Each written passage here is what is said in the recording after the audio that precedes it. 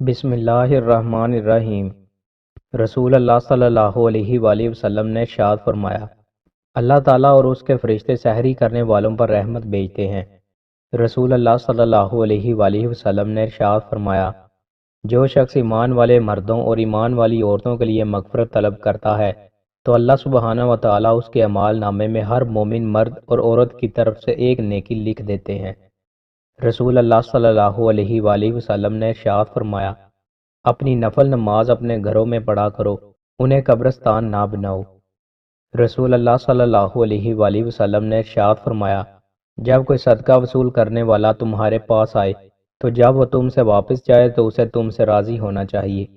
رسول اللہ صلی اللہ علیہ وآلہ وسلم نے ارشاد فرمایا، جس نے اللہ تعالیٰ کے راستے میں جہاد کرتے ہوئے ایک دن بھی روزہ رکھا، اللہ تعالیٰ اسے جہنم سے 70 سال کی مسافت کی دوری تک دور کر دے گا۔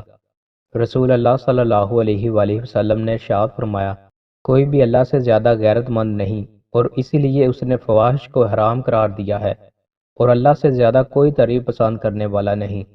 رسول اللہ صلی اللہ علیہ وآلہ وسلم نے ارشاد فرمایا، اے عائشہ، اگر تم سے گناہ ہو گیا ہے تو اللہ تعالیٰ سے بخشی طلب کرو، پس بے شک گناہ سے توبہ ندامت اور استغفار ہے۔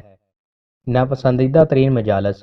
رسول اللہ صلی اللہ علیہ وآلہ وسلم نے ارشاد فرمایا، لوگ کسی مجلس میں بیٹھے اور اللہ کو یاد نہ کریں اور نہ اپنے نبی صلی اللہ علیہ وآلہ وسلم پر درود بھیجے تو یہ چیز ان کے لیے حسرت و ندامت کا باعث بن سکتی ہے۔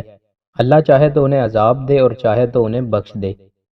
دوستوں، مزید اچھی ویڈیوز کے لیے ہمارے چینل کو سبسکرائب لازمی کریں۔ بہت شکریہ۔